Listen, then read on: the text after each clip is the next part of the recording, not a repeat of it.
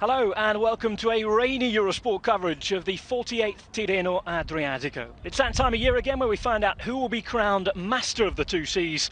A peloton of riders responsible for 11 Grand Tour wins, 14 Classic Monument victories, 12 World Championships and 2 Olympic golds.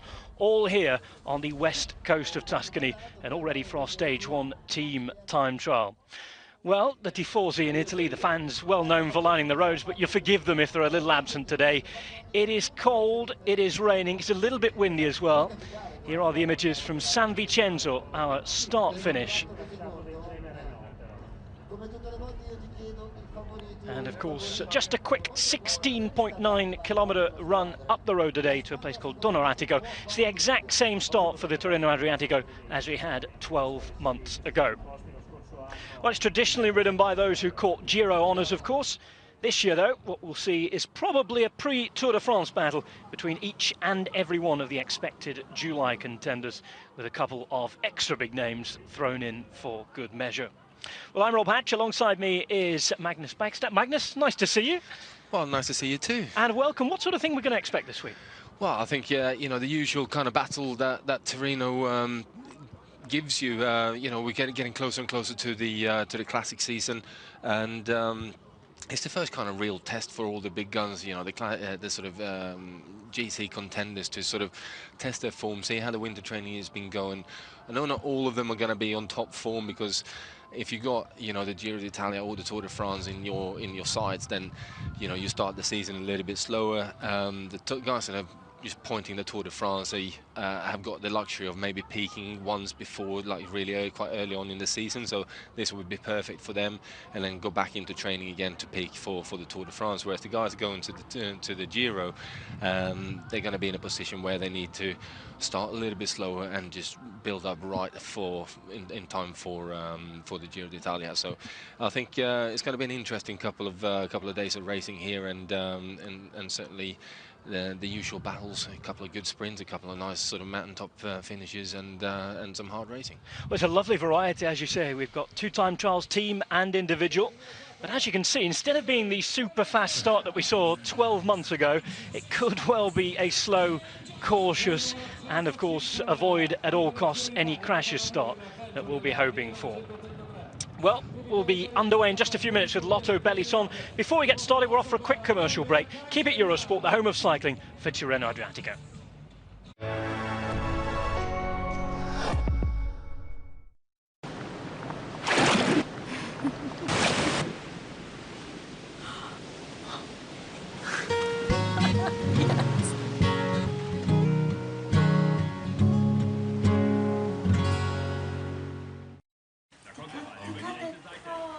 Dikkat et oğlum. Pass off. Pass op, pass op, pass op. Attentie in spaatimo. Nee. No. Kalm. Vur. Git, schot hem maar. Kom op. Goal!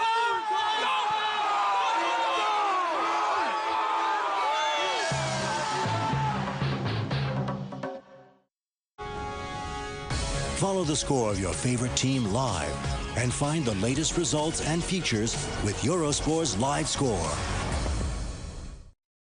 Get Eurosport.com for your iPhone free.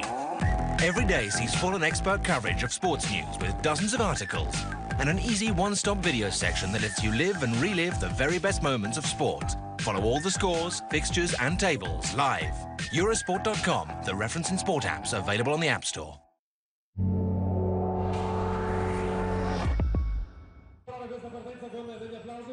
Good afternoon, and you're watching a very rainy start of the Race of the Two Seas, the Tyrrhenian Sea on the west coast of Italy, part of the Mediterranean, and the Adriatic Sea over where we'll finish next week on Tuesday in San Benedetto del Tronto. As you can see, wet roads, a few people braving things out, and it's supposed to be a very quick dart around 16.9 kilometres. 18 World Tour teams, 4 teams invited, and well over 160 riders taking on the course this week. We'll begin with Lotto Bellisson, who are, of course, mostly all about tomorrow and Friday, I think, with the team that they've brought here. Of course, a lot of it centred around Andre Greipel. And in the team time trial, just looking to put on a good show, Magnus. Yeah, I think you know, most of the teams that actually come here to try and do something good with a team time trial. There's always there's not many times you get an opportunity to actually test your team out in a race situation. But at the same time, like you're saying, Andre Greipel for the sprints, that's what they're here for. You know, wrap up a couple of stage wins and continue the good start to the year that they've had. So we'll see what they fancy doing today. Well, they've brought Andre Greipel, Vicente Reynez, Adam Hansen, Greg Henderson, Olivier Kaysen, Jürgen Rollens, Marcel Seeberg and Jelle van Aert. They, of course, are directed by Herman Friesen from the car. 30-odd seconds into this run here. Remind you, at the time last year on this exact same course, the winning time was 18 minutes and 41 seconds. It was won by Orica Greenedge. Put Matt Goss into the blue leader's jersey here, the Maglia Azzurra.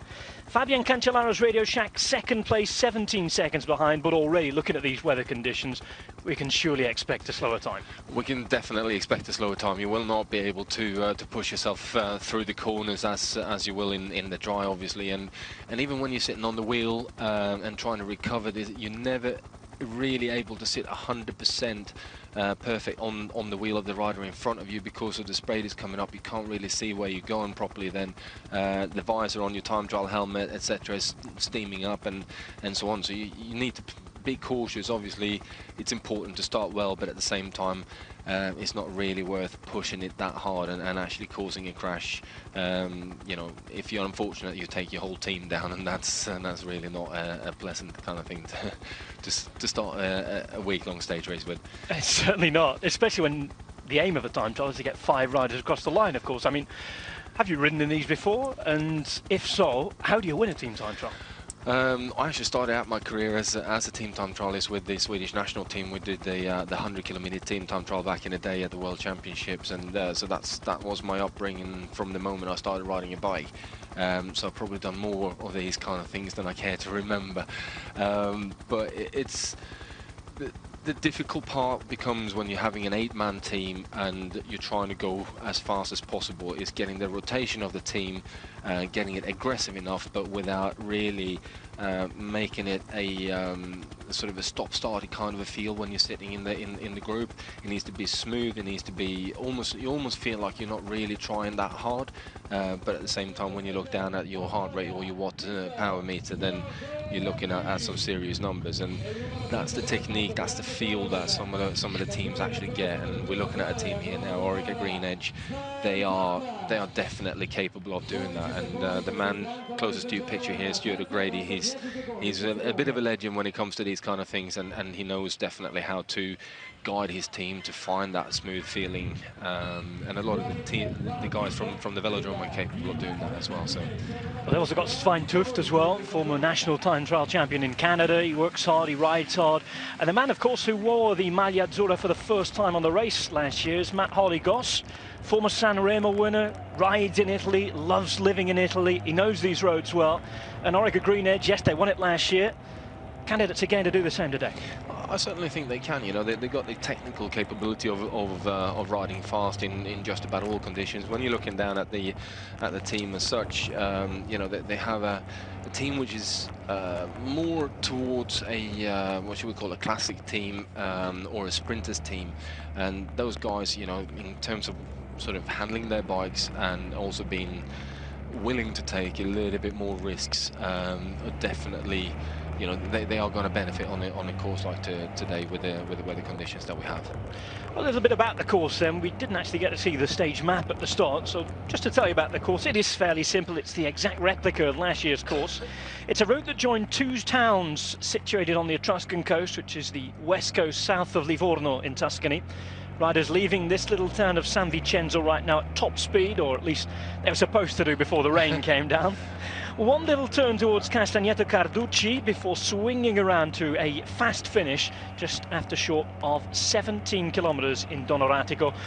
Time check after 7.9 kilometres, pardon me. And of course, just to remember, just over a kilometre into the finish, there's a big swing towards the left, well over 90 degrees, and a technical turn that the riders really are going to have to watch.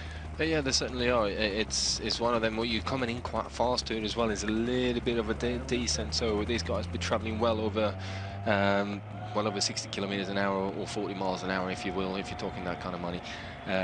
So it's one of those where, especially today, where some guys I know, certainly a rider like Stuart O'Grady we just spoke about, he's definitely one of these guys who would be capable of taking that turn in the tri-bars, but it's also an opportunity then to where he might just rip his whole team together because he goes through the corner too fast.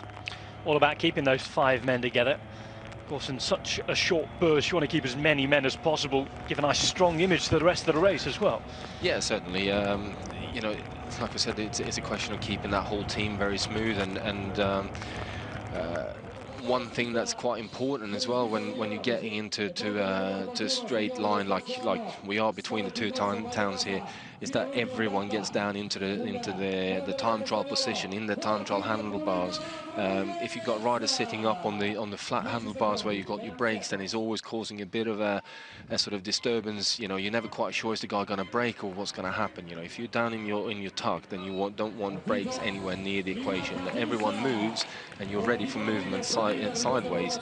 But if you're sort of expecting someone who might brake as well, then it just causes a massive stir in the team, and is never quite fast enough then.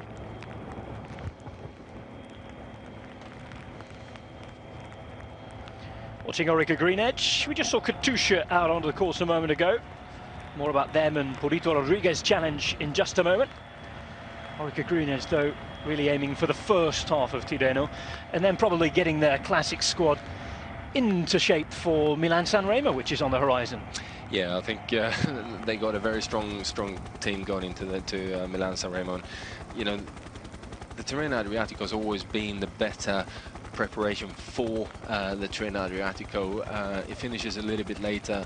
You only got a couple of days to sort of just keep ticking over, yeah? Ticking over, yeah. So you don't need to go back home, train hard for a couple of days, and then go down to Milan-San Remo. So I've always preferred to go here. Usually it's better weather than Paris-Nice, but obviously not today. It's not a great forecast either in France at the moment. Don't forget, by the way, if Paris-Nice is your thing, we'll be on Eurosport International with Dave Harman and Sean Kelly. If you prefer the Tirreno, keep it here, and whatever happens, remember, on Eurosport, the home of cycling, you can watch both races throughout the day and night on highlights. So Katusha then, Joaquim Rodriguez, many people's pick for GC here, I think. Race deciding stages, barring the short TTs, of course, suiting his quick uphill, punchy, explosive characteristics even. Here, it's about probably limiting his losses.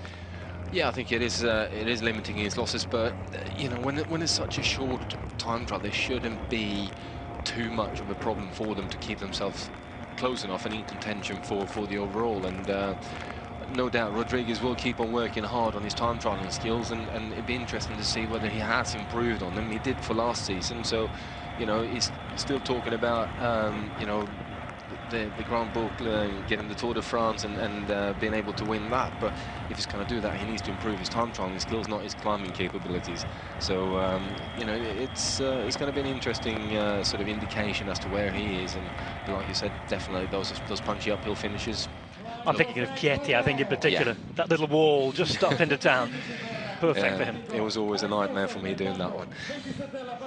So I take it you enjoyed your time in Tirreno, although it's a difficult race. Of course I enjoyed it. It's a lovely race. It's one of the monuments on the circuit every year. And, you know, like I said, most of the time the weather is really good when you come down to Italy to race. And obviously the food is of a high quality, as is the coffee. So, yeah, it's certainly a nice place to be. Don't get me started on the wine in Tuscany either exactly. as well. So Movistar then.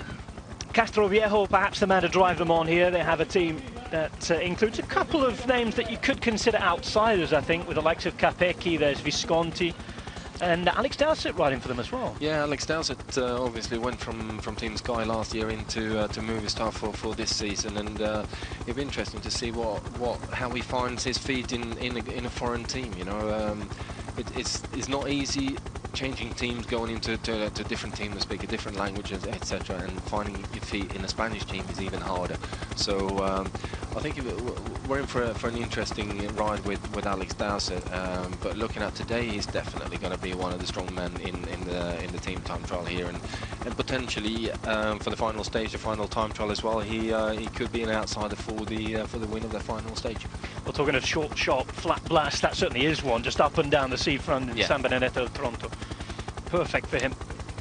When we start wanting to avoid bad luck here, they've already had enough this week. Paris-Nice, Rui Costa, crash. He had to abandon. It wasn't nice. The good thing is, I don't think he's going to have any surgery, which is very good news. Yeah, that's certainly good news. Back with Orica Green Edge. Well into their race now, 7 minutes and 16 seconds in the saddle. Nobody dropping off, as you certainly wouldn't expect them to just yet. They're looking very smooth, actually. I was just, you know, the whole formation of the team is looking solid. Obviously, it is difficult. You can see some of the guys are moving away a little bit to the side of the spray. Otherwise, other guys are sort of happy to get straight in there and just get as much spray as possible in your eyes. With the visors on the helmets and the glasses that you wear as well, there's two different ways of doing it. Either you try and stay away from the spray and keep the glasses as clean as possible. Alternative, you get as much as is humanly possible to get on you, on the lens or the visor or whatever you got in front of you, and that keeps you still able to see as well. So. Yeah, just depends on how you feel and how gutsy you are with your riding. Cannondale Pro Cycling, and this one the precursor to perhaps the Sagan and Moser show yet again. Numbers 41 and 42. They've got a team that includes plenty of riders who work for both of their capabilities. Peter Sagan actually yesterday at the press conference asked if he thought he could win this race. I mean, when we've had flatter parcours over the last few years, we've had the likes of Cancellara winning, riders who traditionally aren't the greatest climbers. Oscar Freire winner of this, of course. I think the only Spanish winner for must have been about 20 or 30 years before him. Yeah. Sagan thinks it's too hard, but of course with this young man, should we actually rule anything out? You know, people have discussed, you know, whether he's a future Grand Tour winner or not. I think that's out of the question, really. You know, he's an incredibly talented bike rider and a very, very strong guy as such. He climbs well, but there's a difference between climbing well and still sprinting and winning stages, and climbing well and sort of, you know, out-climbing Contador, Schleck, etc. That completely different type of riders, and he would lose his sprint, he would lose his prolo capabilities and his classic riding as well if he is to go towards that point where he becomes a GC contender. Is it worth that risk? I don't know. In my book, it wouldn't be, but you know. For any neutral cycling fan, I don't think they want to lose what Peter Sagan's brought to the equation for the last couple of years. It's been fantastic. I mean, it's when you have a rider who wins stages pretty much everywhere he goes. You know, why would you change him, really? He saves every race that they go to. They put on a performance. There's a green jersey on the top of the podium at least once in that week, and that's ultimately what Cannondale want now. You know, from the sponsorship. So I think keep Sagan doing what he does. And of course, Moser came of age at the weekend as well in Strade Bianche, a race that, of course, when he thought of his uncle in Roubaix, and a race that is and has been described as the Italian young Roubaix. Yeah. Superb race for him to win, and one that was in his dreams, one that fascinated him. He said, just 22 years of age, the youngest man to finish the race, and he ended up being the winner. Yeah. No, I think you know, it's a certainly one of those really interesting races with this sort of history behind it, and you know, I quite like those kind of races that are a bit special, that have a certain history that carries through, and you know, I can certainly see what sort of fascinates him with Strade Bianche. So good on him, and I think there's a lot more to come out of that, man. I think it was actually good on him and good on Italy at the weekend as well for producing two fantastic races, that and the Roma Maxima. I know that the guys on the Eurosport, the new Eurosport cycling podcast that I must point you towards, that's available on the internet, they were really talking the weekend up and saying that they really enjoyed it. You know, Roma Maxima, the old Giro del Lazio, bringing in a new style, and again bringing that typical Italian different mentality about things. We had the Colosseum and all the monuments, and aside from the fact we had two great bike races, there was also superb scenery and what have you as well. And I must say, chapeau, congratulations Italy, it was a great weekend. Moving on to Vacances Soleil. team that has been slowly on the up over the last few years. Of course, had some pretty bad injury news again in training during the winter, but they now have had a very good signing for the Classics, of course, and he's already been a protagonist despite not winning, which is Juan Antonio Flecha. Yeah, definitely a good signing from them. I think you know, Vacansoleil needed a rider of his caliber and sort of what he brings to the team as well, his control and managing to sort of keep these guys doing what is right for at each moment. So it's as much signing that experience as it is signing someone who can actually be up at the very, very pointy end and in the Classics, which, you know, for a Dutch team, you know, you finish up there in the Classics and the season is saved. So it'd be interesting to see what it would be like, because you know, Fletcher has always been riding in the sort of northern hemisphere teams. He's been at Rabobank, he's been at Sky. You know, he loves it up there in the north, and I think the Dutch teams actually suit him very well. Nice to have some good news for Dutch cycling. Of course, there's more bad on the way on the television tonight, but that's all we'll say about that.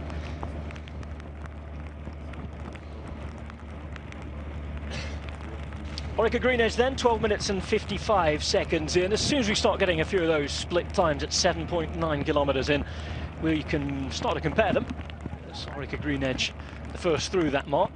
And as you can see, the road's pretty small here, quite thin, the typical Tuscan roads with ditches at the side. Of course, we're very close to the sea down here, the Tyrrhenian Sea. Livorno, a big port just up the road. A lot of rain in these areas as well in spring. Of course, we always get this impression of Tuscany being such a beautiful region, but the reason it's so green is because it rains a lot in spring. Yeah, exactly. Pretty normal weather at this time of the year. Brett Lancaster's the first man to have a few problems off the back. Yeah, he's not looking particularly happy there. I don't know what happened to, if it was something going wrong with his bike, or whether it was just the legs that went. It's not usually like him to fall off the back of a team time trial. Well, Orica Green Edge 2 riders down. Of course, teams of 8 riders starting this Tirreno Adriatico. And with just 6 riders left there and a good 6 or 7 minutes still to ride, that might be a little worrying already for the Australians. Well, it could be a little bit of a worry, but it's not too much in terms of difficulty left to play with.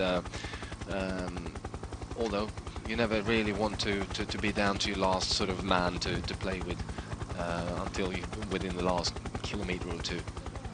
So Vacansoleil out on the course. These guys, an ex-Omega Pharma Quickstep, Tony Martin's motor, I think, for the next 18 to 20 minutes.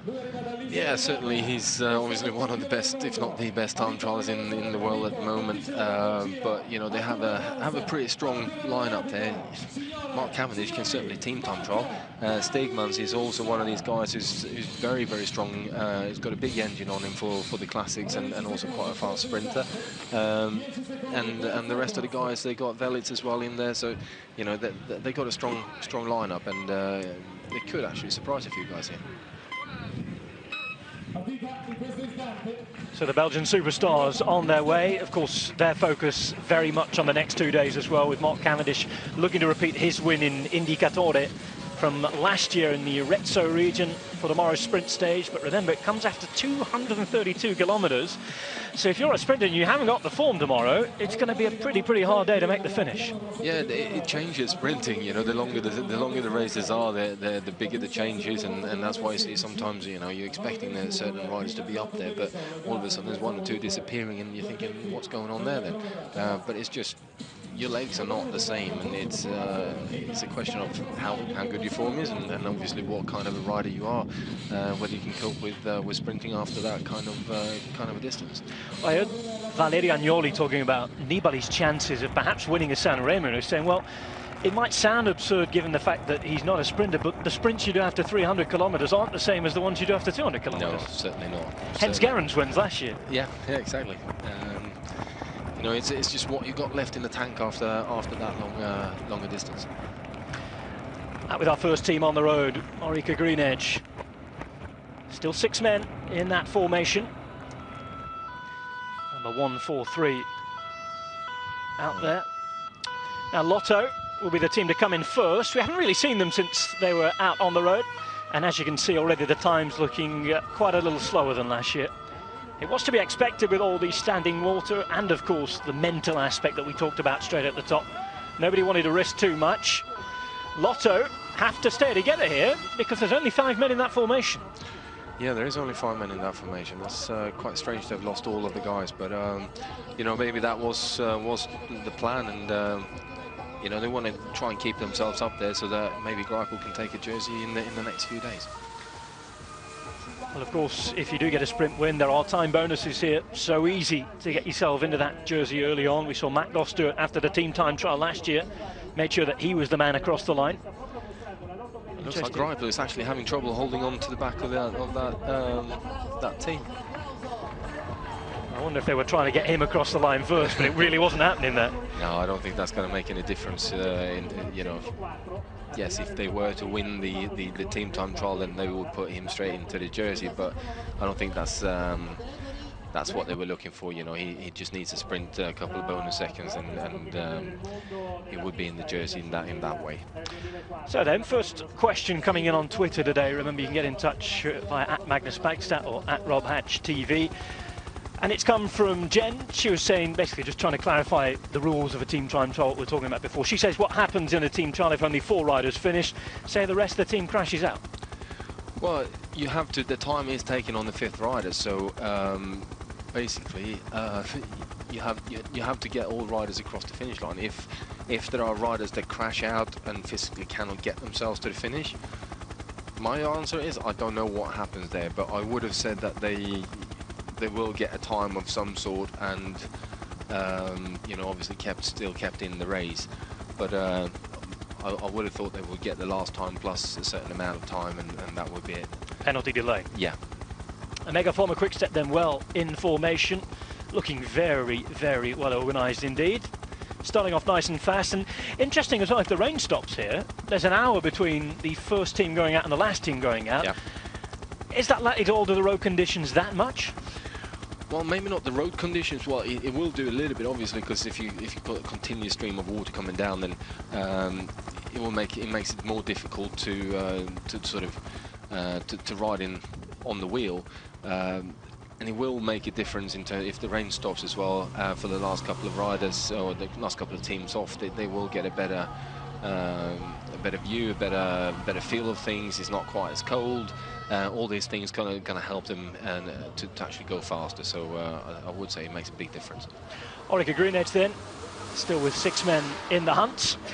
Looking good, looking strong, looking hungry as they pedal towards the line. I'm sure they're going to take the lead here. Matt Harley-Goss is looking like he's having his work cut out on the back there. He's not actually looking in that great a shape coming in towards the finish. It's been a strange trajectory for Matt Harley-Goss. Really hasn't continued in the upward sort of motion that we might have expected a couple of years ago. No, it's so difficult. You know, you get years when everything hits. You know, it goes perfect during the winter. Your preparation is perfect. You get off to a good start, and everything kind of ticks on from there. And then you get one year where, you know, you might get sick at the wrong time during the winter, or you get an early injury or whatever, and that kind of sets the tone for the rest of the season. It is very, very difficult to sort of keep that upward trajectory throughout your career, if you will. But that's also what makes cycling so interesting. I remember Matt Goss saying that he was Sunshine's out. Pretty sick. Well, that's a nice image, if we ever saw one. One that Fabian Cancellara will want to see. Still raining though. He won't be pleased to see that. Time for Radio Shack Leopard, as they're known again now. Cancellara, Devil de Ondo, Horner, who was up on the podium last year, and Zolo, Popovic, Schleck, who finished a race for the first time in donkey's years at the weekend. Yeah. And Hayden Ralston, who I know that you've picked out today as a real strong man for this team. Yeah, I think he's one of those guys who can do just about everything. He's certainly a strong rider, but you know, the sort of engine of the team is always going to be Cancellara, and it's a question of whether the rest of the guys can cope with the speed that he normally rides at. Well, we've missed the Sky start. That came in between Omega Pharma and Radio Shack. Chris Froome for them will be looking to have a very strong start, one of the big GC contenders after his very good performance in Oman. It's interesting, if you look at the Omega Pharma lineup here, see the first 3 riders, they're all tucked down into the position where, you know, in the tri-bar position. once Mark Cavendish is on the front, he now moves aside, and you will see that the third man in line will actually go down into the bars. So they've worked out that there's only the first 3 that will sit in that position. The rest of the guys will sit up and hold in the handlebars in a position where they got control of the brakes, to be a little bit safer, probably. Obviously, then Mark Cavendish is the one who's going to sort of not do that. Does that feel a little more comfortable as well, being able to sit up? You always feel a little bit more comfortable, but then again, you never get quite as good a sort of slipstream when you're sitting up as you are when you tuck down into the position. And I always preferred as a team to sit everyone down in the tri-bars and work with it that way. But it takes a little bit more skill and a little bit more training.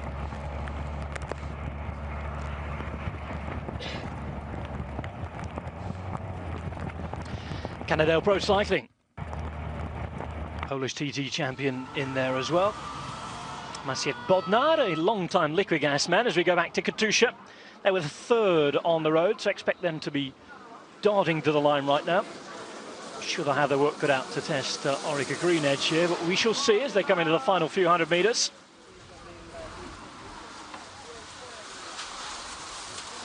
Six men together for them at the moment.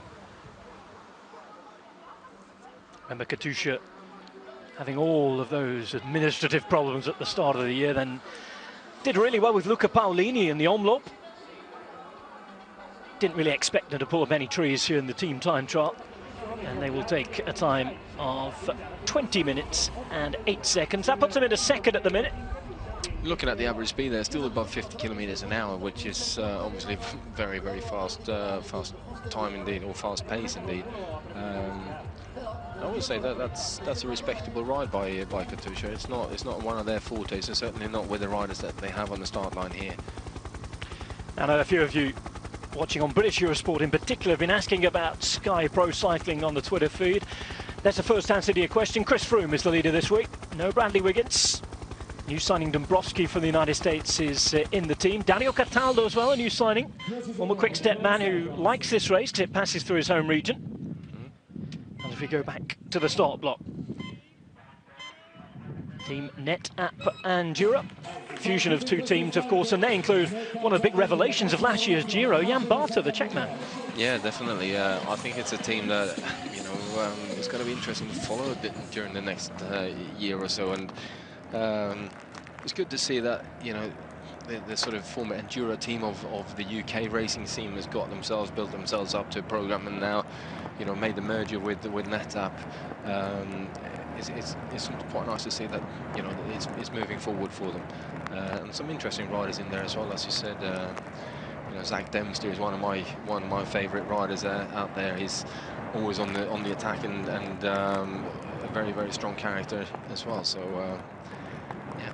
David de la Cruz in there as well, Cesare Benedetti, and of course Jan Barter for his Giro heroics. It's perhaps one of those rides that he put in on the Giro that's given him in this invitation to Tirreno. Yeah, definitely could be. I mean, Paul Voss was up there in Tour of Oman as well on the general classification. I think it was just around about top 15, which is obviously good. Now, perhaps the best ride so far here, certainly looking like it. Lots of men still together. Looks as though just one dropped off for Movistar. You mentioned the presence of Alex Dowsett here. They're storming to the line, and it's going to be interesting to see if they can beat Orica Green Edge's team. It's always good to have a strong time trialist like that, setting the pace, and you've got someone to sort of lean against a little bit, and no doubt Dowsett would have been taking some monster turns out there for the rest of the guys, and that is a good finishing time. New time to beat then, 19 minutes 35 seconds. Movistar team with the British time trial champion of Dowsett in there. Fran Ventoso, of course, can help them get the pace today. He'll be looking to appear in the sprints, so perhaps stage 3 better for him. One of the perhaps sprints, but maybe not for the big thick leg sprinters in just a couple of days' time. So Movistar, the new leaders. This team, though, all together still. I know you were commenting on their technique, looking nice and smooth, nice and good. Omega Pharma Quick-Step. Yeah. The superstar team of the 2 Belgian teams, really, certainly the big spending team. Yeah, it certainly is. I mean, you've got some incredible riders in this lineup, that's for sure. Be interesting to see whether they can actually produce goods today.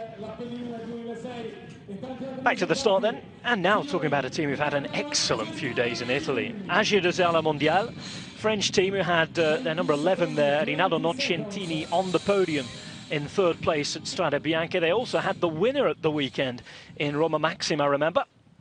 Oh, yeah. And here, of course, they've got Domenico Pozzovivo, good signing for them from Colnago. Manuel Belletti, who they had last year in the sprints. Apollonio, who's come from Sky as well. They've got their Italian influence, this French team. And AG2R, who always have a difficult time in the transfer market, really, in winter, trying to balance those points up. I mean, last year they went for the Iranian and the Asian riders. This year they've gone more looking at a traditional approach, I think, and they had some good wins in the second half of last season to help them out. Thankfully, this time they didn't have to wait until May for their first win like they did last year. No, certainly not. They've had a great start to the season, and it's good to see that they've been working hard over a number of years now. So I think it's nice to see that they actually being rewarded for that. Canada going under the kilometre to go banner. That means they've done their nasty little left turn. Again, just a little more than 90 degrees it is. It's pretty hard once you've got the speed up on the approach from Castagneto Carducci, which is 2 or 3 kilometres long. But now turn back on themselves and heading for the finish line.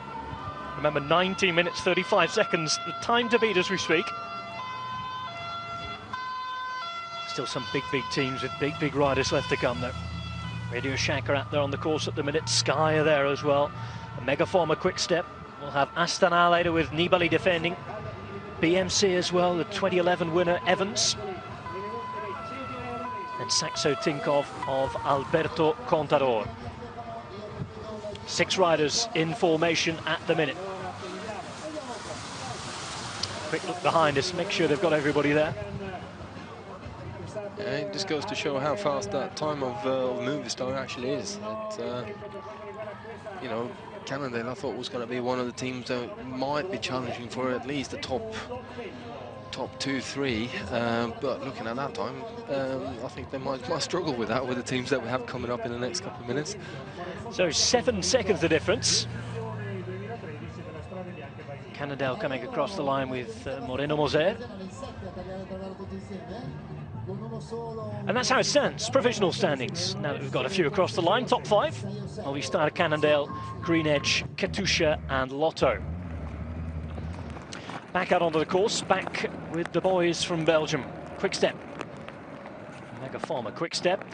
And that formation's changed a lot. 5 riders up there. Time to start panicking, maybe. Well, I wouldn't say it's time to start panicking. They've still got the strong guys in there, but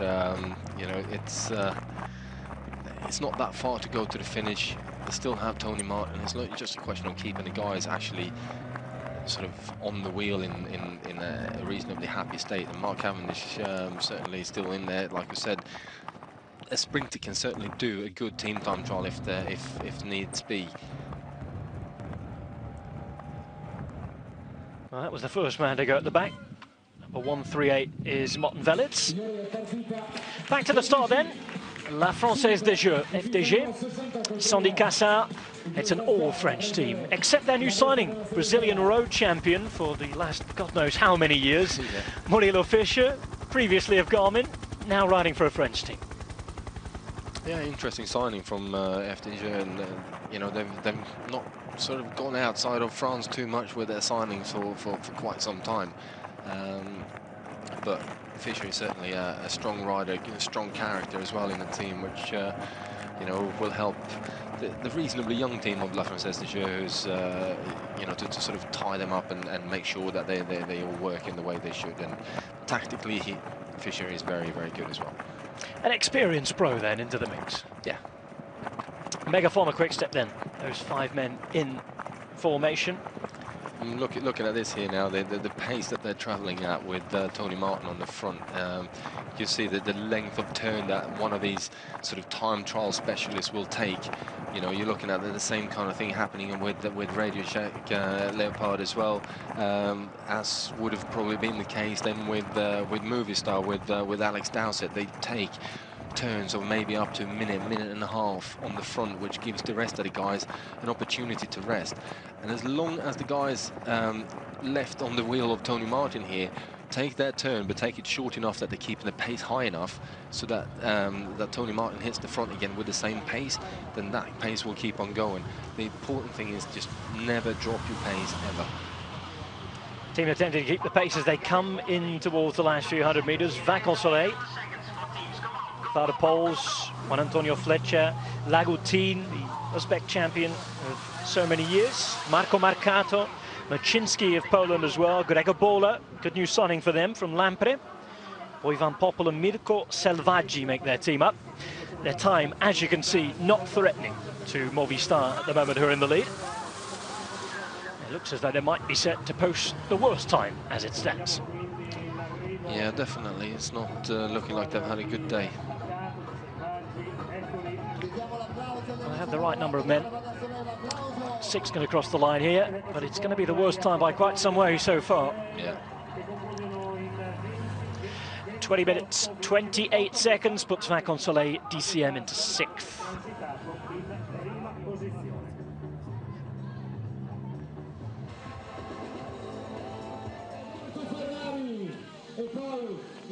So to Lampre. Endless problems off the bike for Lampre. Talk of new starts for the last 2 years continuously. Michele Scarponi, you'd normally expect to ride this race. He's being pushed out after his suspension. He's been sent to Paris-Nice. Koenig got the leader here, but they also have a former race winner in Pipo Pozzato, although you'd say that the parcours the last couple of years will be perhaps a little difficult for him. I think it will be, definitely. Although he looks like he's off to a good start of his season, and you know, he's capable of climbing well, but not where the best guys, not where the guys we have on paper here, and the climbs that we have ahead of us. Yeah, Prati di Tivo is the one that really is going to separate people. That's a proper Grand Tour climb finish. Yeah, certainly is. Now, Megaformer Quickstep riding in a Grand Tour TTT mode. Just waiting to see exactly how far they are from the line, but it's looking very, very good for them, I think. Yeah, they certainly have done a good team time trial. I don't think they got too far to go to the finish, but you know, they spent their riders in a wise way, and they still got some sort of the contenders for getting a jersey, leader's jersey. Mark Cavendish, also Tony Martin, who's obviously been climbing very well over the last few years, and he's going more and more towards a GC contender of particularly this type of stage race. So they play the cards right, I think. Well, I think if you weren't looking at all the main GC contenders that have come to this race, you'd certainly be talking Tony Martin a heck of a lot more. Yeah. Interesting to see who is going to cross the line first. Looks as though it's going to be Mark Cavendish. It does. So that is the idea for them. Give him a race leader's jersey that he's never had before. Yeah, 11 seconds faster. That's a good ride over 16 kilometers. So Mark Cavendish, at the moment, the virtual maglia azzurra, the blue jersey for the leader of the race. Tony Martin, mouth wide open, everybody really, really giving it all there. And a superb, superb ride from them. Provisional standings then, like this. So Megaformer Quickstep in the lead by 11 seconds from Movistar. Megaformer really look like they'll take some beating there.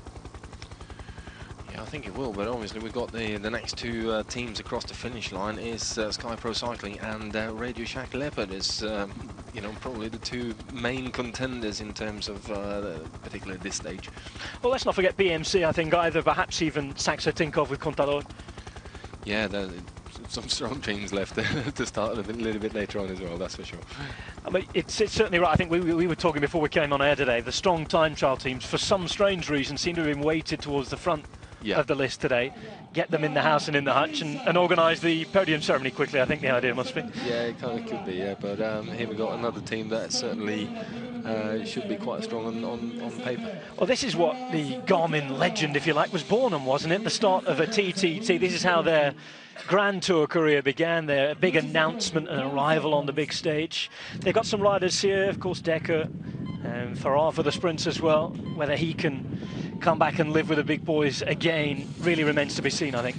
And Dan Martin as well, obviously, for the GC. So it's certainly a strong team. Like you said, when I rode for Garmin, this was what we set out to do. You know, basically based our whole season on winning the opening team time trial of the Giro in 2008, and you know, we managed to pull that one off with, I think, a second or so. Proud moment there. Yeah, big margins and definitely a proud moment. Now then, one man who isn't going to be too proud of his performance at the minute is Andy Schleck, who seems to be having some problems with his cornering. Is there anything that he's not having problems with at the minute? Yeah, unfortunately it doesn't seem like it, but you know, I don't know what's going on. It doesn't seem comfortable. It doesn't seem like things are clicking for him, and you know, a lot of it surely has to be mental, though. I think it is a mental battle that he's got going on with himself, and he needs to get over that quite quickly. Sky Pro Cycling. Well, here we go. Sky, you mentioned them as contenders. They've got plenty of bodies in here. 6 men still going to the line. 90 minutes, 24 seconds is the time to beat. They really are going at it. I don't think they're quite going to get there, but you know, as long as they're within contention, I think they'll be okay. So already down into second place. Remember Chris Froome for them for the overall this week. Those of you asking on Twitter, by the way, about Bradley Wiggins, he is down to ride the Volta Catalunya, the Tour of Catalonia, in a week or two's time. Yeah, starting on the 18th of March, that does. Well, that will be his week-long stage race for this time of the year. He did, of course, ride that race last year. A little bit slower than I expected for Team Sky. 25 seconds behind Omega Pharma at the moment. That's a little bit too much. Dario Cataldo, the Italian time trial champion, in there. So, Omega Pharma Quickstep ahead of Movistar, Cannondale, Orica Green Edge and Sky. 25 seconds down in 5th place. Now, this is the latest team to watch. Yeah. We saw Andy Schleck move off at the back. And again, we could see there the big time trial guy on the front making doing the pacemaking for a longer period of time, and that you need that in the team time trial as such. Now, Alberto Contador leads Saxo Tinkoff, hoping to add to this his role of honour. Spaniard never raced the Tirreno. He's given how much he enjoys the Italian racing, though. This will be one where he will be desperate to go all out and win. And look at that squad. It's so strong right the way through. The likes of Kreuziger, Rogers. You've got Tassato and Benati to give decent placings, let's say, in the sprints as well. This is a very, very strong team. And the last two names that you mentioned there as well, specifically for today's ride, Benati, a very, very good prologue rider, and as a sprinter as well, his capability of doing big power turns on the front and recovering quickly is up there with some of the best. So he will be quite vital for today's ride. He's riding at home as well. He's Tuscan, as we see. Just a little pat on the bum there to make sure he's in the right place. That was Chris Horner saying, I don't really want to take that turn. Cancellara's gone a little bit too fast, so you'll have to take a turn again. Giacomo Nizzolo, the man he was patting there. Chris Horner, of course, had a very, very good ride here last year. That's obviously one of the problems with a guy like Cancellara in there. If he gets on the front and if he picks up the pace that little bit too much and a little bit too fast, and it's going to put the rest of the riders in trouble behind there. And you know, like sitting here now, if Cancellara sitting right next to him, thinking this is not going fast enough, boys. So I'm going to go up and take a turn again, but. He's also in danger of putting the other guys in trouble here as well, like Danilo Hondo, the last man there. Again, it's going to be. He was frustrated last year, Cancellara. Did a very good ride again at the front, pushing everybody along. Ended up being about 17 seconds back from the winner in the end. They're not going to win today. They won a couple of years back, but Cancellara, just as he was at the weekend, just left a little high and dry, you have to feel.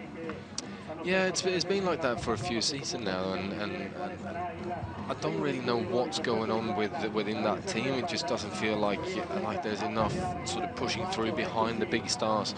A guy like Cancellara, he needs it needs a few guys there to help him out. And well, sixth place for now, for them, isn't good enough for a team with Fabian Cancellara in it. No, definitely not. But I also feel like, you know, looking towards the classics, it's a bit of a scary position for Cancellara to be in.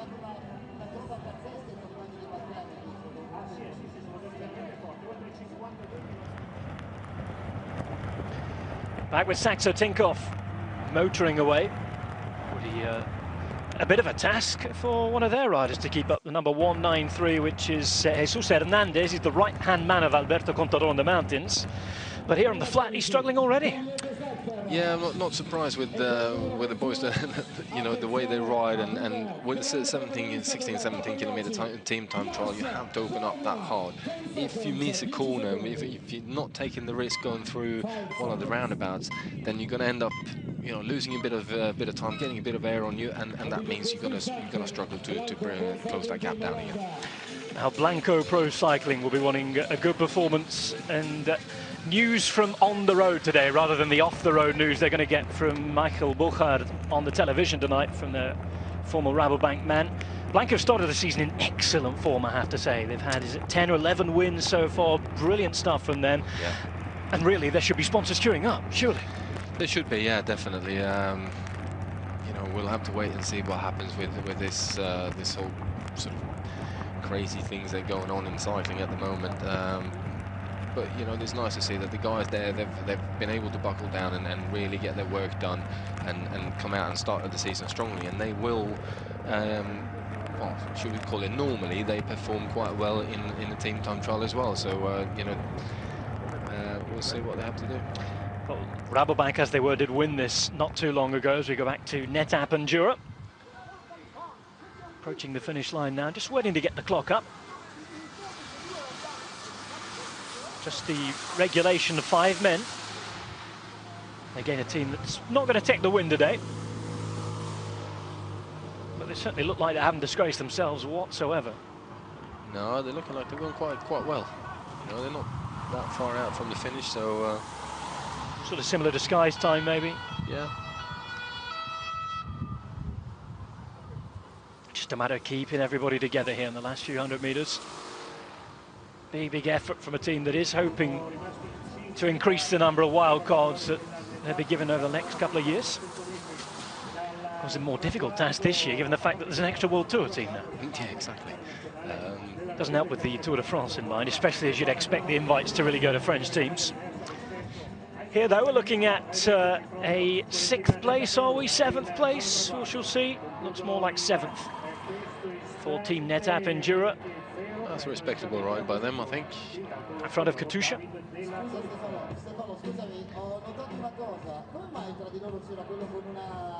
Again, the pain on the faces, the concentration clear for everybody with seat. So many different variables involved in this discipline, not just the physical aspect. Talking the time trialists doing their turn on the front. Yeah. Hello, Alberto Contador.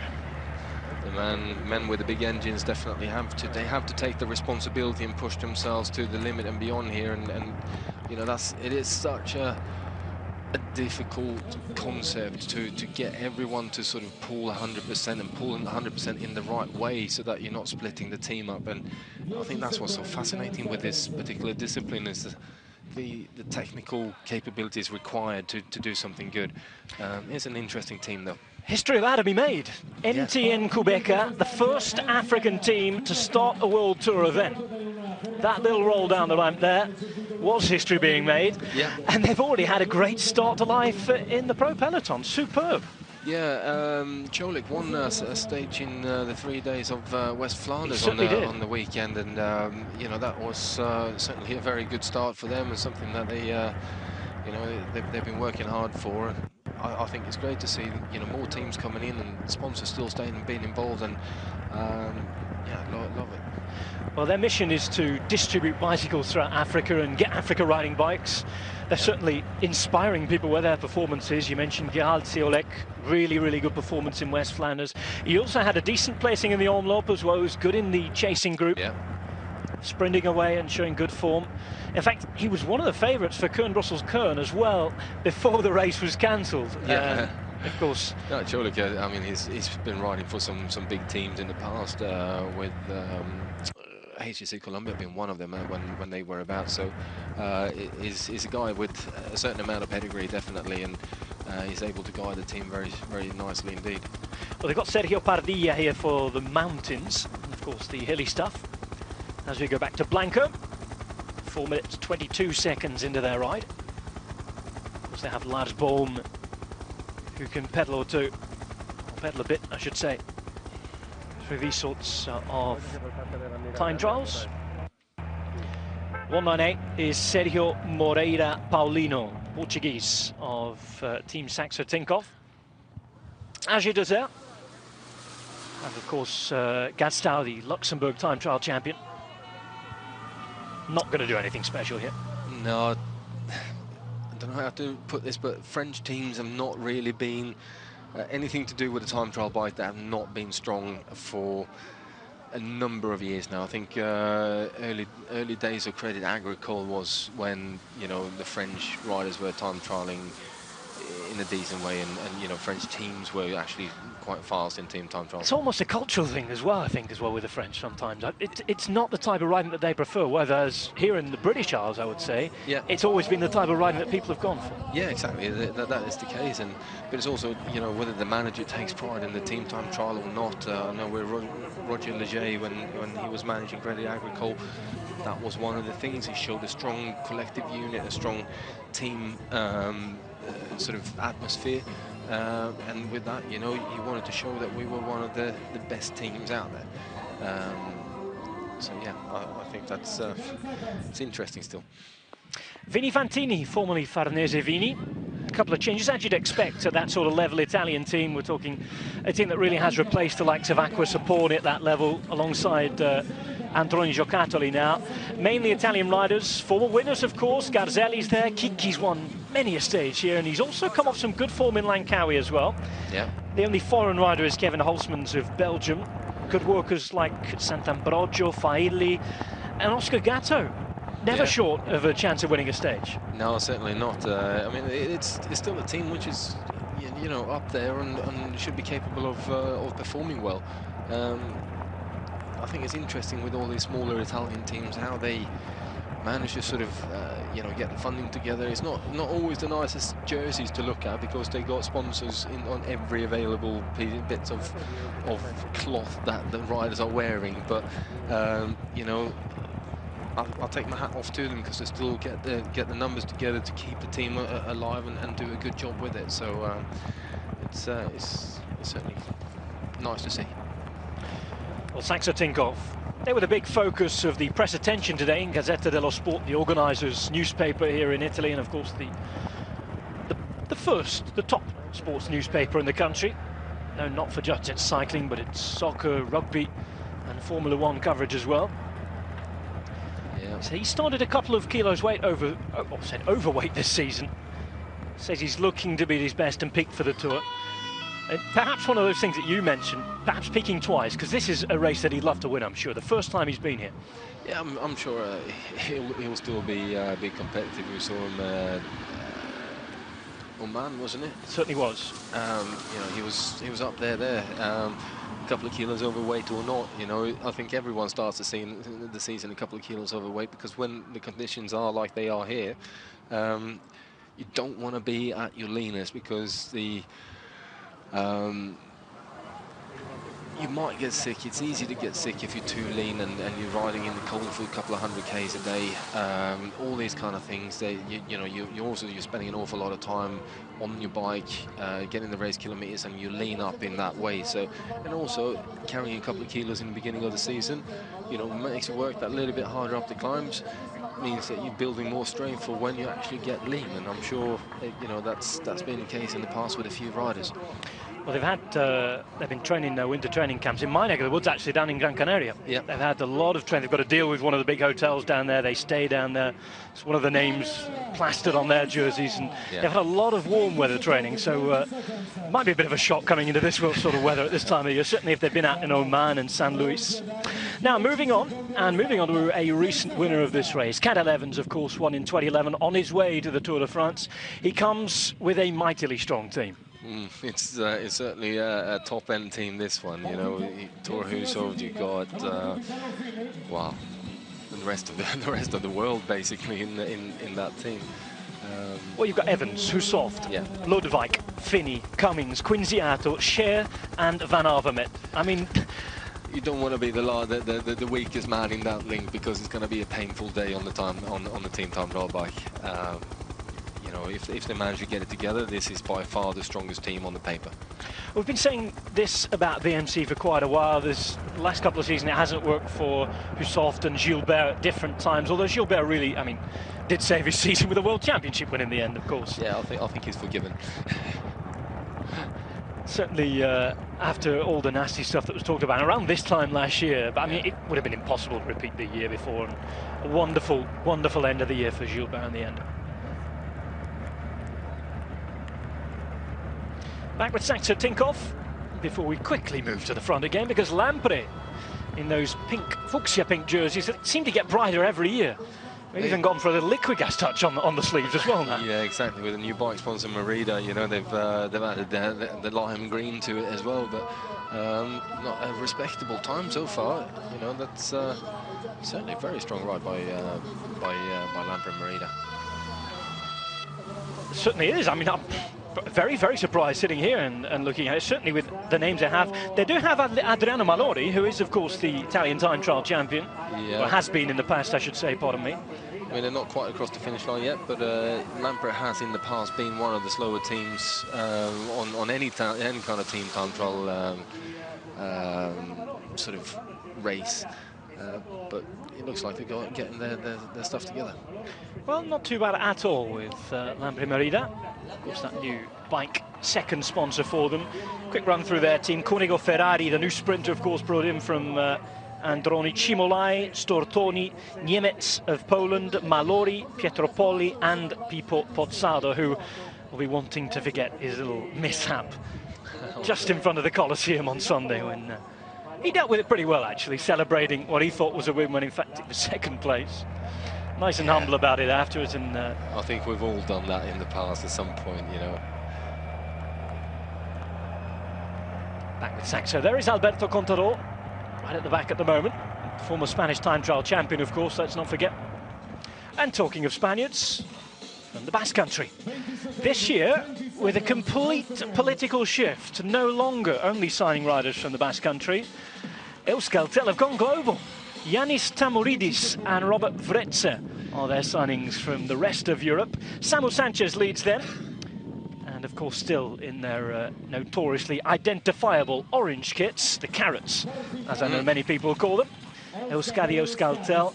I mean, the trick is that it was keeping the balance between keeping the local riders of Euskadi, which is the Basque name for the Basque homeland, the Basque Country, which we always wanted to do, rather like the soccer teams that come from those areas. They always want to play with teams and players developed by the clubs and cycling teams and clubs and what have you. But the need for World Tour points to keep the World Tour status also means now that they've had to start to look away. And I know that they made the decision with quite a heavy heart in the end, but it certainly changed the team's outlook, and we might see a slightly different mentality and change in their racing this year. We'll see how it goes this week anyway. For the moment, though, it's no surprise to see that our cameramen are choosing to focus on Team Saxo Tinkoff. Big contenders here. On their way back into Adriatico right now. Looks like quite a sort of evenly strong team as well. You know, they've still got the more part of their riders with them. Lost one or two, I think, but that's about it. Roman Kreuziger, the man at the back, the man signed from Astana. Still 6 riders. Now for Garmin. Decker Dennis, after his debut at the weekend, really enjoyed it, the young Aussie. Farrar Hunter seems to have been around for absolutely ever.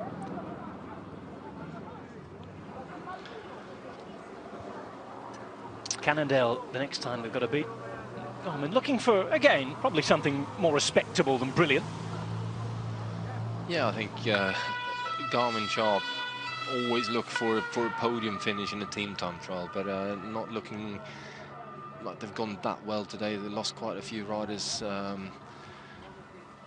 You know, it's always a difficult one getting started in the season as well. The first couple of sort of the team time trial that you do, it not necessarily goes the way you've planned. A few riders are sort of still on the way up in terms of their form. A couple of guys, you know, maybe a bit too strong and pulling the whole team to bits and pieces. So, yeah, like I said, it's 11th place for the time. It has to be regarded as a little disappointing for them with their history. yeah, very disappointing. And you know, like you said before, they have the history, you know, the equipment that they ride as well is out there to be the fastest in the world. So anything but a top end time is going to be deemed as a bit of a mishap. Well, not the strongest Garmin team that we could have had here. Of course, they do have Dave Miller over in Paris-Nice. Remember the last time they were racing in Italy on a stage race, they won it. Yeah. Heestal was the Giro champion. Now back to the start. John Degenkolb, Koen de Kort, a very, very strong lineup for the fast men. Argos Shimano out with their 8 men on to the course. Means that they are team number 21. Only Astana of the champion Vincenzo Nibali, the man to beat in the Giro, as Alberto Contador seemed to think. Yeah, it looks like they were struggling a little bit coming out of that corner. You know, this Contador is trying to sit up there and create as much of a slipstream as he can for his man, who was trying to get back on again, and actually managed to do so. Manuele Buaro is the man behind him. Yeah, but he's very, very aware of someone like Contador, to see that, you know, the guy that was coming back there, he was coming back way too fast, and you know, if I just sit up a little bit, I still got the legs on me, so if I sit up a little bit, make myself a little bit bigger, it means that he's going to get more slipstreaming and be able to get back onto the train of riders, and I can close down that little bit of a gap as well without any problem. So very, very intelligent riding by Contador. Well, that corner you're talking about was the last big corner. Yep. The well over 90-degree one. I think we're talking about sort of 120, 130-degree corner. A very, very big quick shift to the left. Contador making sure he's up near the front here. But again, I think it's going to be a very, very difficult ask for them to take first place. Omega Pharma look pretty unbeatable, I think, today at the moment. Yeah, the only ones left are really who's going to be able to challenge would be BMC. We'll see what Taxo Tinkoff come up with as their final figure. At the moment, slipping down the podium places. And it looks as though they're going to make it into 4th or 5th, perhaps. Yeah. Let's see as they get their 5th man over the line. Little bit of labouring over the last couple of 100 metres. 6th place in the end. Saxo Tinkoff, average of 50.9 kilometres per hour, 29 seconds down on the top time, which for the moment has been taken by Omega Pharma Quickstep. Contador at the front, labouring, desperately trying to pull his men over. Yeah, it certainly is. Pink visor, as the former winner of the pink jersey here, remember? Giro winner that was taken off him rather belatedly. Michele Scarponi ended up taking that jersey. Yeah, interesting that. Well, Scarpa over in Paris-Nice at the minute. Again, as we said at the start, not too sure how long he'll be at Lambre for. I think there have been quite a few talks between them about ending the contract early. Now, one man is at the start of his contract in a Kazakh, I suppose you can call it a Kazakh stroke Italian team now, is Vincenzo Nibali. Big objective of the season is the Giro d'Italia, and he's backed up by his compatriots Agnoli, Tirreno, Vanotti, and as well the other riders, Brakovic, Kesikov, I know, who you know well, yeah, definitely. And of course the 2 Slovenian riders as well. It's quite on the paper, quite a strong setup for today's ride. You know, with Kesikov having been very, very strong in the time trials last year. Looking at, you know, obviously with Nibali, Brajkovic is a good time trialist, so yeah, I feel they got a potential of doing something, maybe not winning it against Omega Pharma, but certainly putting themselves in the top 3-4. Well, Nibali, we were watching an interview actually just before we came on air with Nibali. He was saying that he's not at his full potential yet, but to be honest, coming into these races, which rider comes in and says they are at the top? Not very many. No, not very many. I mean, like we touched on earlier on in the program, you come into this race and you're looking at oh dear, that just clipped the cone there, going into to that corner, obviously taking it a little bit too wide. That's could have gone a lot worse than he went. Blanco next to the line, looking okay for them as well. Similar to the Saxo-Tinkoff situation, perhaps. At the moment they have a man extra. Former Dutch TT champion pushing them on. Again, not going to take the win. I think we see how good Movistar's time is as well. Yeah, it's a solid time that Movistar has put down, and I would like to say that a lot of that comes down to Alex Dowsett and the way he's pulled them together, because Movistar has not been that strong in team time trials in the past. They've been okay, but certainly not top end of a race like this one. They've been lacking in certain departments. A couple of signings this year to try and even things up, I think, in their all-round approach. I wonder whether the wind has actually turned a little bit as well, or got stronger, because you know, you're starting to look at some of the times. They're looking a little bit slower. They're looking more laboured coming into the finish. They said no, that last 200 metres or so seemed to slow up quite a bit.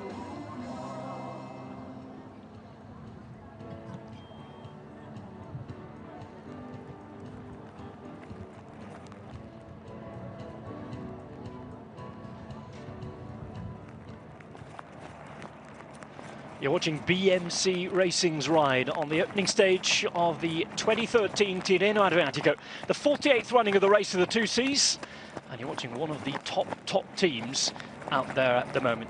The names really do just reel off the tongue. Number 34 there's Taylor Phinney. Really won a lot of fans when he came to the Giro last year. Yeah, he certainly did, didn't he? Young rider with a new attitude, of course, the sort that the sport's been desperate to attract. Likes his social media chatting and all that sort of stuff as well, likes to talk to the fans. Astana, it certainly looks like them from the air.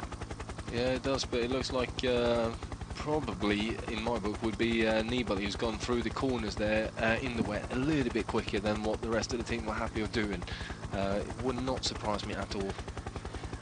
Nibali, obviously an excellent bike handler. Yeah, he's probably one of the best bike handlers that I've seen, and certainly if we're talking you know, climbers and the way they handle their bikes, he's right up there. Oh, we talk about that every year when he inevitably, just because he's perhaps quite a level or two below the top climbers, loses a bit of time on the climbs, always back him to win it back on the descent. Yeah, definitely, and I mean, it's a way of keeping yourself in contention, obviously, but you know, it's also when he gets there, when he climbs with the best guys in the world, and all of a sudden they're thinking, what we're going to do with this guy on the way down now, because he's quite happy to put 2.5 minutes into us on the way off you know, a first category climb. So I think it's quite exciting to have someone like that who's willing to take the risks as well, coming down the hills rather than just going straight up it. Well, a fully focused Nibali at the Giro against a fully focused Brad Wiggins is going to be a really, really good spectacle. Yeah, I think it could be. I mean, the Giro is different to the Tour de France in terms of how you ride the Giro, and the climbs are completely different as well. As so, Alberto Contador was saying, Nibali, it won't be music to many of our British viewers' ears, but Nibali has to be considered the favourite for the Giro. He's right up there with you know, a couple of other guys, but certainly you cannot discount him for a top-end placing in the Giro. So we haven't seen them for a while, but it's looking okay for MTN Kubeka on their historic debut on the World Tour. Managed to keep riders together. Won't be noting one of the top times, but it'd feel good to get out there, show off their kit, and be competing against the very big boys. And the roads have got wetter, if anything. Really hasn't stopped raining like we thought it might do. They're still quicker than Française des Jeux. 14th at the minute, a minute behind the top time, which remains that set by Omega Pharma Quickstep.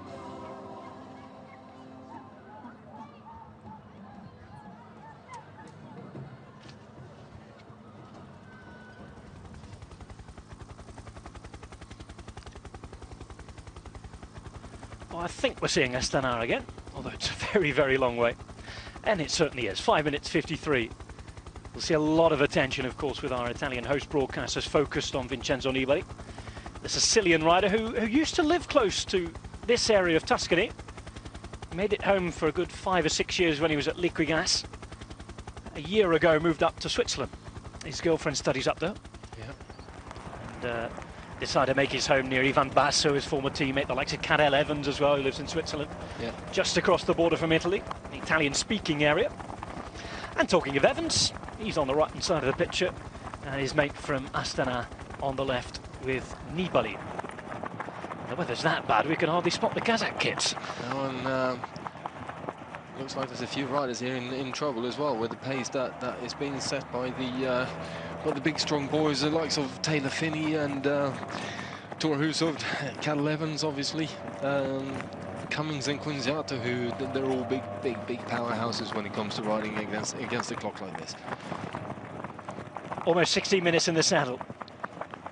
34 there for BMC is Taylor Finney. 31, of course, the man to watch, Cadel Evans. Legs getting a little older every year, not his year last year, but of course, despite that, still with a very, very good finish in the Tour. Despite the fact that he was ill and not too good. Yeah, I think I think he's still capable of being right up there, and I think sometimes we're too quick to write the riders off if they have one bad year, you know. Then it depends what you classify a bad year as well. I mean, I think he was still 7th, was it? Yeah, something like that. Certainly not a bad effort. No, definitely not. But obviously, it makes the writing a little bit more interesting if he's written off. Vini Fantini, Sele Italia. Approaching the end. Francesco Chicchi, of course, having to adapt to the very cold climbs of Tuscany after his week and a bit in Langkawi. He won the sprinter's jersey there, just ahead of Andrea Guardini, pipped him to the post on the final sprint of the race. Of course, we saw that here on Eurosport. And now, this isn't good news. It looks like the Kazakhstani champion. Let's see who that is. Is that Muravyev?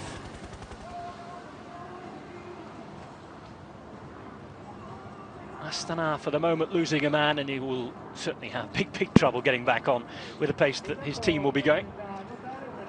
Vini Fantini struggling to match the time set by Frances Desjeux.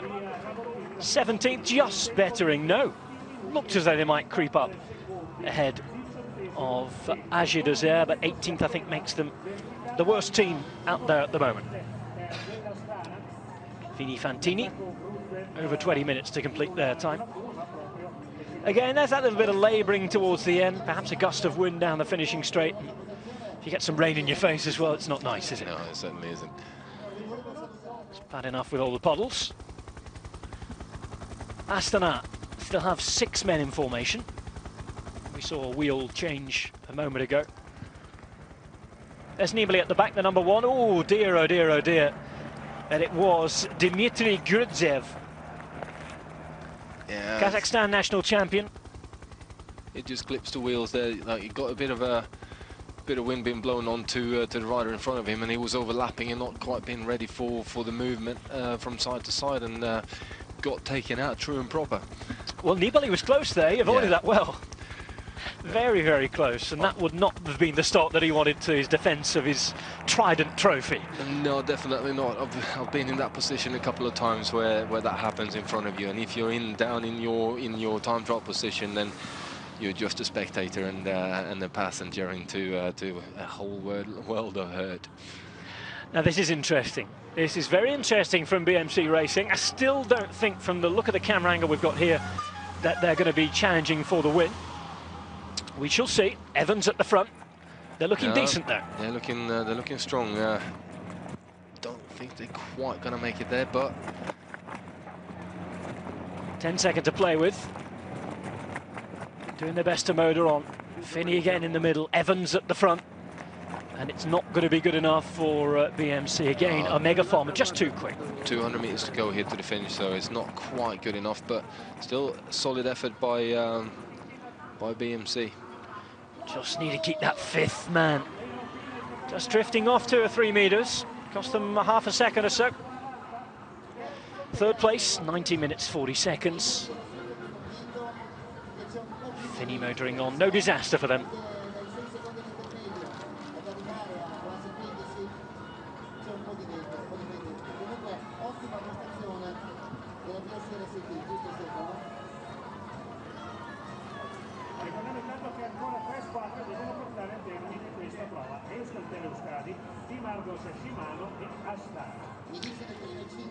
Provisional standings with Omega Pharma up there. Now here we go, we haven't seen too much of these guys. And interesting, we talked about their signings, their particular signing from Greece. Ioannis Tamouridis, yeah. Well, he has previous here. He's a good trackman. Yeah, he's got a couple of medals from the World Championships on the track, so certainly got a good pedigree in terms of his racing, and yeah, it'll be interesting to see what he can do at this level, you know. Well, traditionally these guys would be favourites for a wooden spoon here today. Yeah, pretty much. Pretty much. They've never really been that strong in team time trialing, but you know, there's a lot of teams that now are starting to see the importance of it and actually working really hard on getting better at it. So the competitions are getting closer when it comes down to both time trialing and team time trialing. Astana, remember they had one man on the ground, the national champion Dimitri Grudzev. 6 men at the moment in the formation. They will be the last team to cross the line here. At the moment, it is Omega Pharma Quick Step. We'll be putting Mark Cavendish into the Maglia Azzurra, the blue leader's jersey, for stage 1. That'll make him a little easier to spot in the sprint tomorrow. Yeah, it should do. At the moment, though, Astana desperately trying to get Vincenzo Nibali back into the jersey that they ended last year's racing. It doesn't look that fast for Astana. It's almost like you know, the wind has picked up significantly in the last couple of minutes. You mentioned at the finish that it looked to be starting to affect riders, and if it's out there on the course as well, short sharp burst is now being a long laboured approach into the finish. Again, it doesn't look too smooth, does it? No, it's always that when, you know, there's a couple of riders in and out of the handlebars. Obviously, they've had a crash within the team, which is going to unnerve a few guys as well. And it's depending on how you deal with things like this. You know, some riders just take it in their stride. A guy like Nibali, he wouldn't think twice about it. He'd just get straight back down into his time trial position and keep on going. But you know, if you've got a couple of other guys who are not quite as confident bike handlers and a little bit more of a worrying kind of character, then you know, they start sitting up on the handlebars, and it just means that the bikes handle differently, and the whole movement in the group is different. You can see, you know, straight away on a team like Euskaltel, who are not necessarily the strongest team time trial team, the snaking across the road, the movement of the riders all the time, there's something that's a disturbance with the team the whole time. The more in line, the more in formation they sit, the better it is going to be for everyone. Euskadi looking at 14th, 15th, 16th place at the minute. Again, we found teams labouring towards the end here, and as Maggie was saying, that formation starting to fracture a little. Yeah.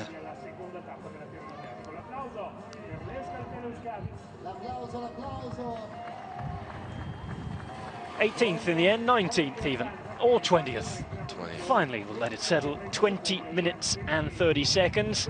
Not a great improvement then from Euskaltel. Not really, no. Work on that globalisation a little. Yeah, maybe they have to do so, but it's funny because the guy like Sammy Sanchez, he's normally quite a good, strong time trialist, but obviously when he comes in with the rest of his team, then that has to click and work as well. Yeah, a bit more time needed to spend maybe on the flat in the time trial position rather than going up hills. Well, the Giro's a big objective for them this year, with Samu Sanchez coming back to try and challenge. Astana, 15 minutes and 15 seconds into their ride. Just on that long loop back in towards Adriatico here. Gone through Castagneto Carducci. The other small village they passed through on this route from San Vincenzo up the coast.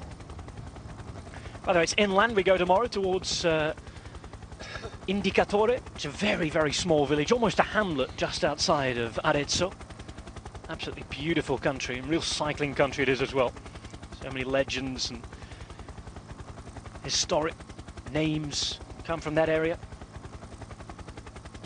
Let's hope the sun shines out as well. It was certainly glorious at the weekend for our two races. Yeah. We've seen some pretty distinctly average weather over in Paris-Nice. More average stuff at best today here. Certainly the riding's been interesting, but the weather hasn't helped. It's always been interesting doing the Tirreno Adriatico and riding that, because we've had days where it's been snowing, and then a couple of days later you're into your high teens, early low 20s in terms of temperature, and it's difficult to cope with the sort of weather change and everything else, and it just looks like they're on for another one where they're starting bad weather and maybe riding into to the good weather by the time they get to the Adriatico. Well, they'll be hoping so. Argos Shimano riding towards the end of their ride. Again, minimum complement of 5 riders to the line. You see a couple of BMC riders just making their way back to the team bus. Get a cup of tea down and get warm. Yeah. They don't have to travel too far tonight. It's the same hotels. Start again in San Vincenzo tomorrow. Argos Shimano looks as though they're going to slip into 14th or 13th place. 13th it is for them. Not a bad start. And again, the next 2 days will be the days that they're looking at. The likes of Degenkolb and Kondercourt. Not only so many GC men here, but so many big sprinters as well.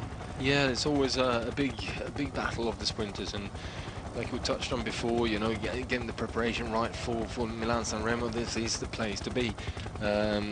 Similar weather conditions, and the roads as well are very similar. So it's a question of you get used to how you ride on different roads, because the riding pattern is always different from country to country.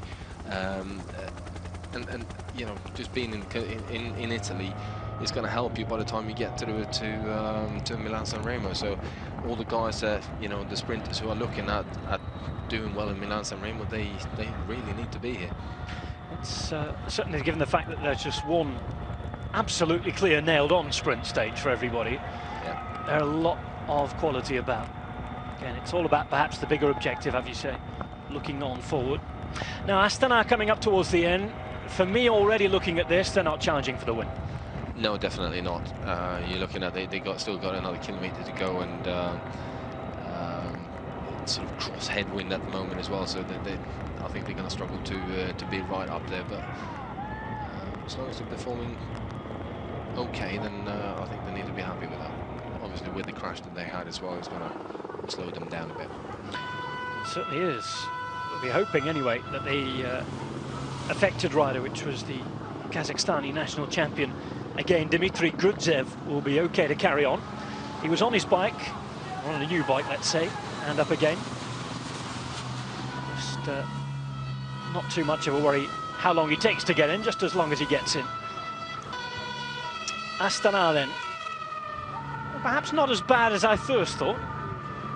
No, it's a respectable time, definitely, but I think they would have probably been hoping for a little bit more. And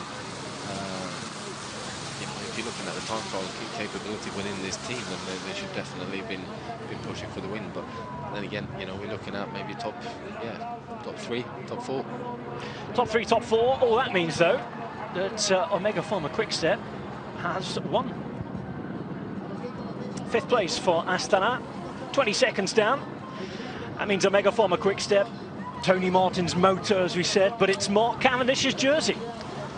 It certainly is, and again, what a ride they did, and they just played to the strength of the team that they have. So brilliant. And there they are. The celebrations begin. And remember, for Mark as well, it is another home ride. It is, yeah. Tuscany is his home. Well, one of them. One of several, let's say. But no, he has really taken to this. He does speak a bit of Italian. But this is how it's gone. Oh, nice new flashy Tirreno graphics with 11 seconds between the top two. Omega Pharma winning it in 19 minutes 24 seconds ahead of Movistar, BMC, Cannondale and Astana.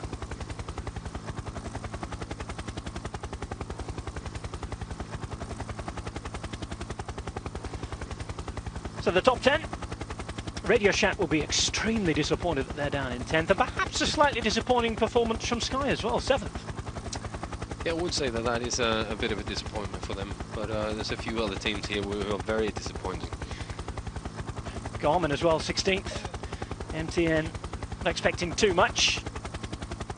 There's the top 19 of our 22 teams.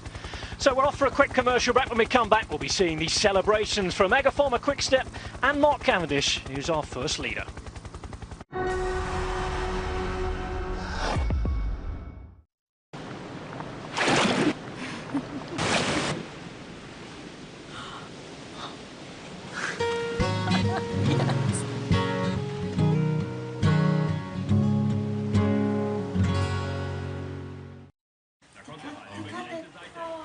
Dikkat et oğlum. Pass auf. Pass op, pass op, pass op. Attention, Spatimo. Nee. Kalm. Schiet, shoot, doe maar. Kom op.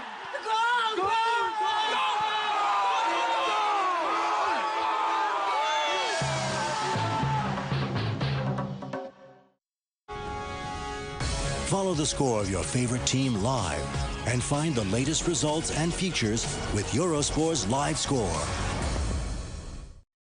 Get Eurosport.com for your iPhone free.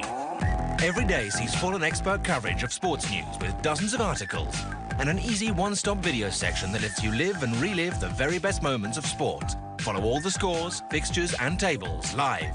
Eurosport.com, the reference in sport apps available on the App Store.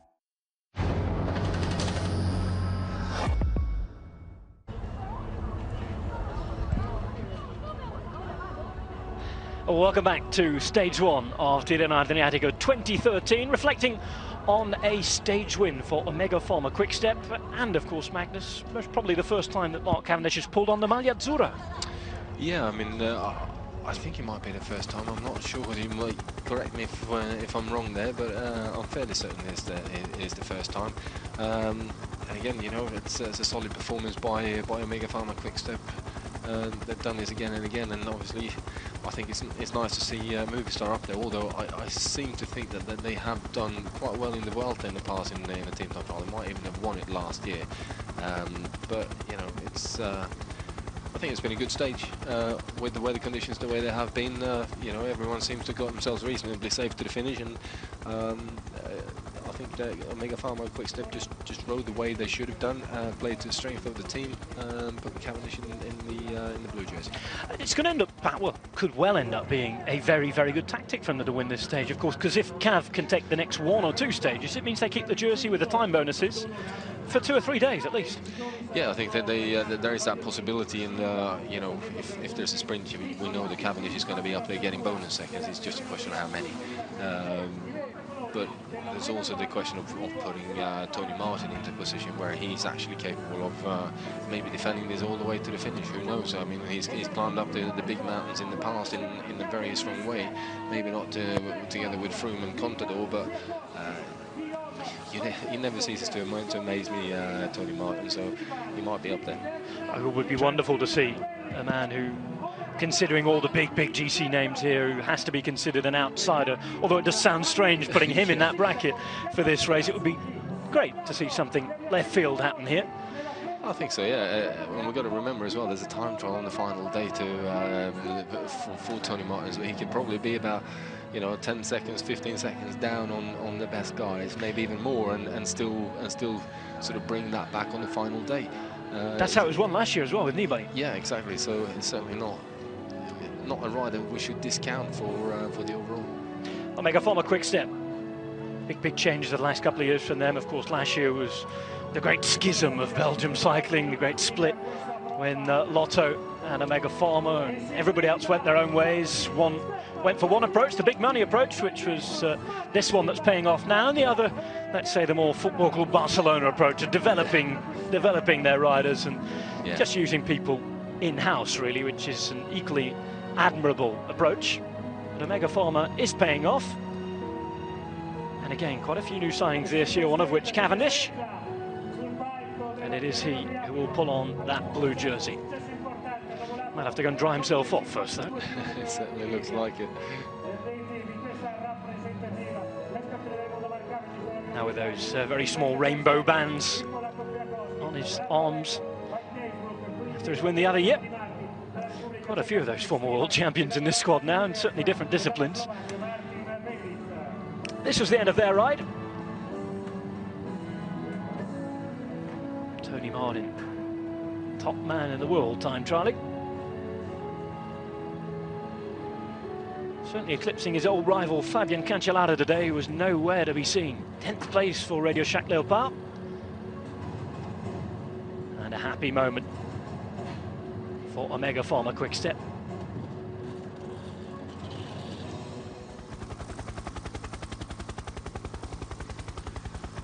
Very rainy Tuscan coast today on the first of 7 stages of the Tirreno Adriatico. We'll be here every day on Eurosport. Live tomorrow at the same time as well. Paris-Nice alongside. Remember that if you've watched us live today, you'll be able to see Paris-Nice highlights throughout the evening and tomorrow on Eurosport. Just check your listings for both the channels. In the meantime, a reminder of the overall standings after stage 1. 11 seconds the gap between Mark Cavendish, his other Omega Pharma Quick-Step riders, and Visconti of the Movistar team. It's an angry old Tirrenian sea today. Let's hope it's a nice, calm, sunny Adriatic that waits for us next Tuesday afternoon. So hello again to Mark Cavendish, Tuscan resident. Still has his home in Quarata.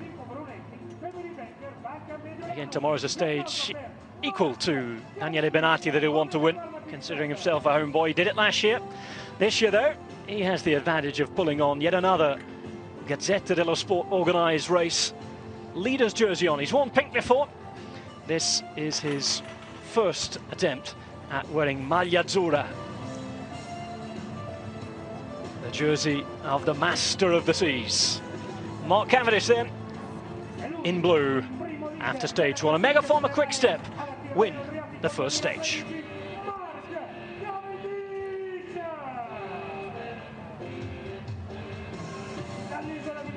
So the celebrations continue for Mark Cavendish. Big day for him tomorrow, though. He won't be wanting to drink too much of that tonight. Of course, tomorrow is the big day that he'll have been targeting this week. Yeah, I think so, definitely, yeah. I think he left most of the champagne on the floor there as well, so there's probably not too much left to drink. Well, of course, tomorrow's stage does take in a couple of climbs on the way. They're pretty early on. Not too taxing either, just to get some King of the Mountains points on the board, really. And by the time we get past 80 odd kilometres, the climbing is done. It is a little up and downhill. And then a couple of circuits around this small area of Indicatore, the likes of Cavendish, Greipel, Ferrar, Benatti. You can reel off the names all day long. Yeah, it is a big list of sprinters coming in there tomorrow, and Cav's old mate Ferrari's in there as well. Yeah. That might be an interesting little duel. I wonder if he's going to stick to his line. Well, you never know with Ferrari, that's for sure. You know, you should throw in Cholik is in there as well, and Francesco Chicchi, another sprinter there. So there's so many guys coming into that sprint tomorrow. It's going to be absolute, you know, carnage going on. Pandemonium awaits us on stage 2. Michał Kwiatowski of Poland is the best young rider of the moment. Man whose trajectory has been increasing in altitude. He's been going very, very well. Polish cycling have got a couple of good, decent riders about at the moment. Tour of Polonia increasing and improving every year. Of course, this year they've changed the dates. They've changed the setup as well. They're going for 6-man teams, a new experiment from the UCI. Yeah. Overall young rider standings. We had a very quick look at that. Alex Dassett was in 2nd place. And it's more congratulations for Mark Cavendish. He's off for a chat with Alessandro Stefano of the Health broadcaster, right? Can you hear me this And time? he's going to have a chat with us first. Sorry, Mark, it's like technical difficulties. Great day for you, great day for the team. You said yesterday you thought you had a good chance at winning today. What do you think made the difference over the other teams in the end? You were faster.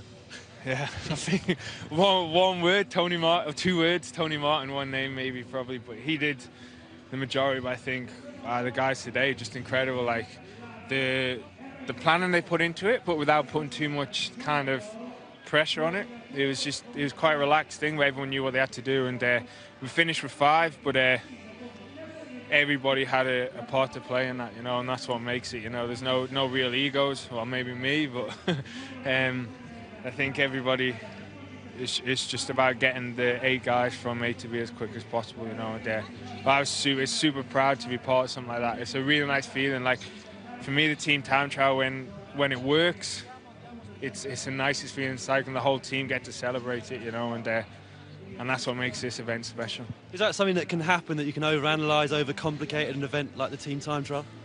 Oh, absolutely. You know, I can tell you that from experience.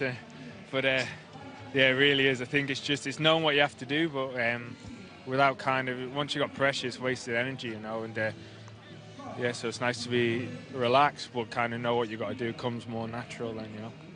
All right, thanks for coming back to join us. Go and get yourself warmed up on the bus. Cheers.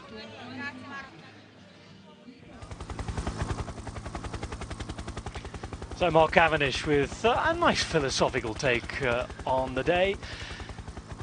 A day for him and a day for the team to celebrate, as he said.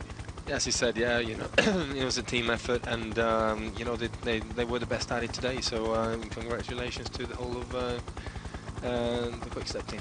Congratulations to them indeed. Remember, you've been watching Tirreno Adriatico. Magnus and myself will be back tomorrow. Remember to check in on Paris-Nice with David and Sean as well. Keep it Eurosport, the home of cycling. We'll see you tomorrow.